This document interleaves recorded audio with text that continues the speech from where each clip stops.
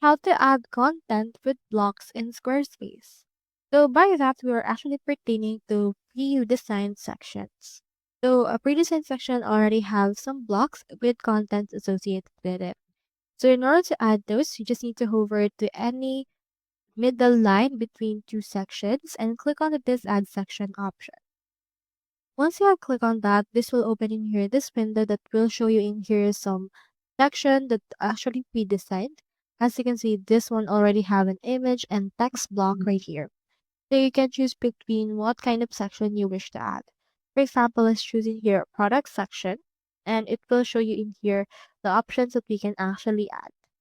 So for example, let's add in here this. Let's click on this. And after that, that particular section will be added. As you can see, we already have in here this content with particular blocks like image blocks, product block that we can utilize right here. You can just proceed to edit it however you wish you like. So that's all there is today, and I hope this video helped you